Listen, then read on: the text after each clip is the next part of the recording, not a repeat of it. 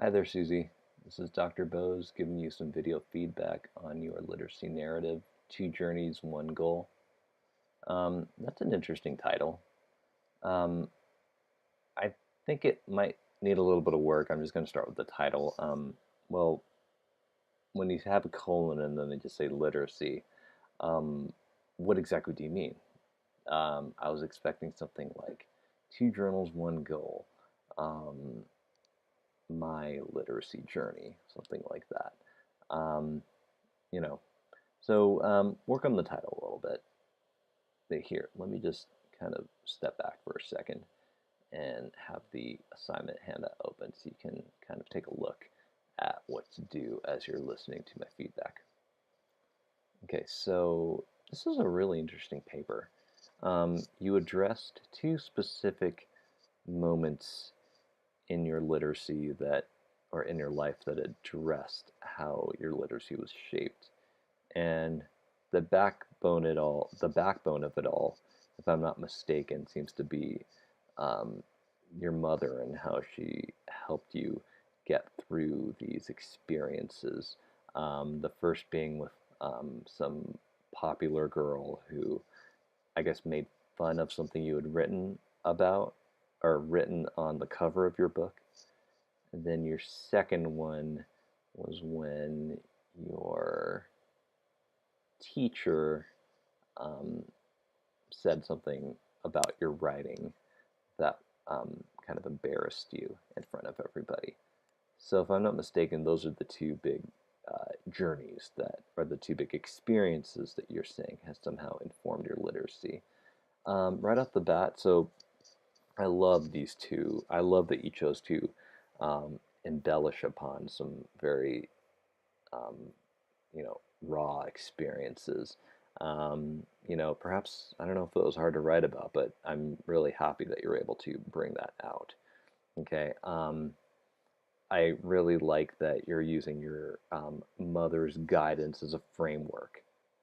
But bearing all that in mind, there's always ways that you can make this better. Okay. So you're using a lot of techniques that show and tell.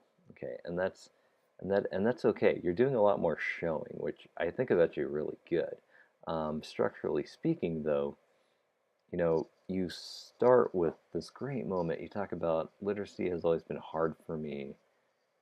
The journey of learning how to read was difficult, making writing almost impossible for me when I was a kid. The irritation of not getting what you want is annoying, which was the feeling I had when I could not understand clearly how literacy could be so important for people. This particular statement, oops. So this particular statement, the irritation of not getting what you want is annoying, which was the feeling I had when I could not remember how clearly literacy could be so important for people. That's something that really needs to be addressed more specifically in both of the experiences that you write about. Okay, as wonderful as these experiences are, at least in hindsight, um, we need to have a clear understanding of how specifically those experiences shaped your literacy. This statement about annoyance, what does that mean? Okay, so you bring a notebook to class, you, I guess you got, the first day was pretty good, and then the second day is when, as you say, the journey on your writing became real. Um, I'm curious exactly what happened. What is she laughing at when she says Brenda? When you say Brenda was holding my notebook and was pointing at the word college that I had written on it, she was laughing at the way that I had written that word and even had the courage to ask the teacher again. How had you written it? Like, was it misspelled? Um, what? I guess I'm missing the point, but why was this devastating that she pointed out like a word on the front cover of your story? You need to make that more specific. You need to address that. And then you go back and you speak to your mom. I love that you said, she told me not to listen to any negative comments because if I did, I wouldn't be able to move on. I think this part could be really improved with a bit of dialogue. As you can see here, I'm going to kind of move up to the grading rubric. You're going to notice here, in addition to using highly detailed sensory descriptions that show, don't tell, you also need to include dialogue that provides multi-sensory details about the story beyond what's being said by a character. So what if a character just says college and laughs? What else happened? What did the teacher say? Make up some details if you need to. What did your mom say? Make up some details if you need to. Why were those details important? I want you to go back and I want you to really reread some of the textbook selections that are highlighted in this rubric.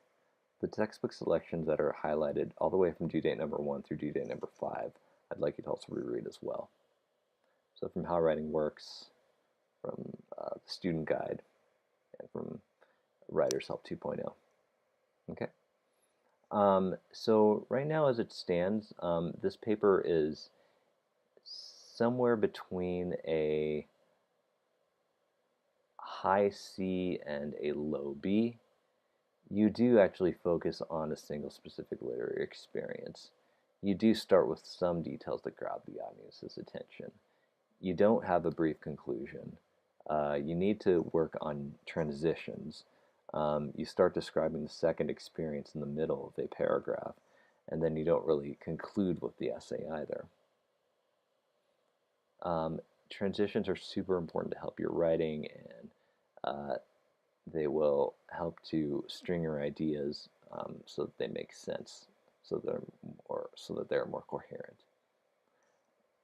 Okay, Susie, thank you for listening. We have a big project coming up, and I've talked to you about this before in the office, so continue to come by with any questions that you have. Also, go ahead and visit the UA Think Tank Tutors. Okay, thanks for listening. Hope you have a good day.